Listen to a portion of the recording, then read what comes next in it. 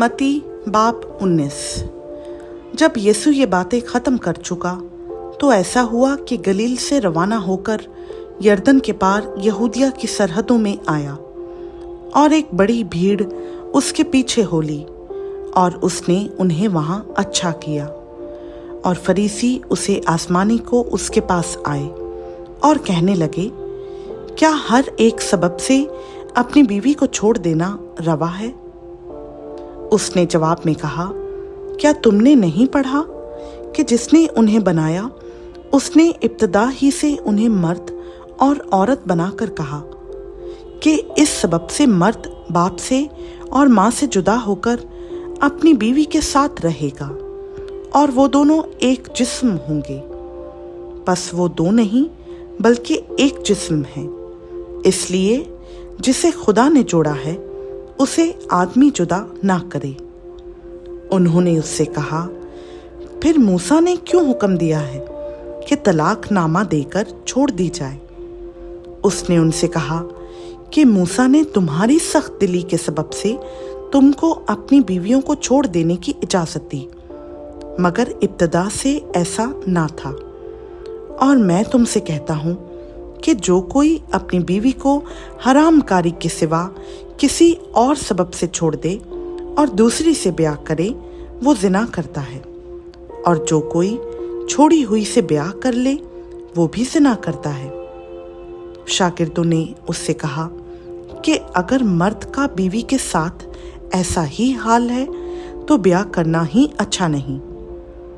उसने उनसे कहा कि सब इस बात को कबूल नहीं कर सकते, मगर वही जिनको ये खुदरत दी गई है, क्योंकि बास खोजे ऐसे हैं जो माँ के पेट ही से ऐसे पैदा हुए, और बास खोजे ऐसे हैं जिनको आदमियों ने खोजा बनाया, और बास खोजे ऐसे हैं जिन्होंने आसमान की बादशाही के लिए अपने आप को खोजा बनाया।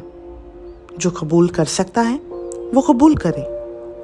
उस वक्त लोग बच्चों को उसके पास लाए ताकि वो उन पर हाथ रखे और दुआ दे, मगर शागिर्दों ने उन्हें झिड़का।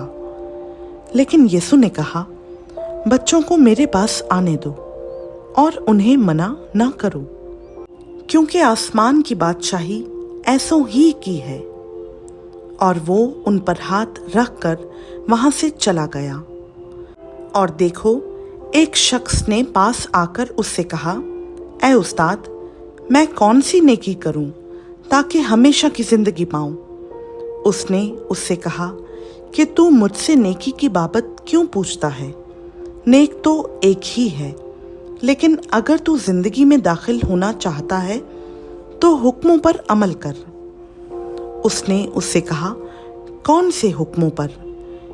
यीशु ने कहा, ये कि खून ना कर, जिना ना कर, चोरी ना कर, झूठी गवाही ना दे, अपने बाप की और माँ की इज्जत कर, और अपने पड़ोसी से अपनी मानिंद मोहब्बत रख।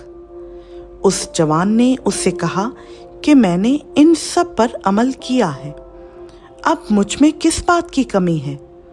यीशु ने उससे कहा, अगर तू कामिल होना चाहता है तो जा, अपना माल व असबाब बेचकर गरीबों को दे, तुझे आसमान पर खजाना मिलेगा, और आकर मेरे पीछे हो ले। मगर वो जवान ये बात सुनकर गमगीन होकर चला गया, क्योंकि बड़ा मालदार था। और यीशु ने अपने शागिर्दों से कहा, मैं तुमसे सच कहता हूँ कि दौलतमंद का आसमान की बादशाही में दाखिल होना मुश्किल है। और फिर तुमसे कहता हूँ कि ऊंट का सुई के नाके में से निकल जाना इससे आसान है कि दौलतमंद खुदा की बादशाही में दाखिल हो। शागिर्द ये सुनकर बहुत ही हैरान हुए और कहने लगे कि फिर कौन निजात पा सकता है? यीशु ने उनकी तरफ देखकर कहा कि ये आदमियों से तो नहीं हो सकता, लेकिन खुदा से सब कुछ हो सकता है। इस पर पतरस ने जवाब में उससे कहा, देख, हम तो सब कुछ छोड़कर तेरे पीछे हो लिए हैं, बस हमको क्या मिलेगा? यीशु ने उनसे कहा, मैं तुमसे सच कहता हूँ کہ जब इब्ने आदम नई पैदाइश में अपने जलाल के तख्त पर बैठेगा तो तुम भी जो मेरे पीछे हो लिए हो 12 तख्तों पर बैठकर इसराइल के 12 कबीलों का इंसाफ करोगे। और जिस किसी ने घरों या भाइयों या बहनों या बाप या माँ या बच्चों या खेतों को मेरे नाम की खातिर छोड़ दिया है उसको 100 गुना मिलेगा और हमेशा की जिंदगी का वारिस होगा। लेकिन बहुत से अव्वल आखिर हो जाएंगे और आखिर अव्वल।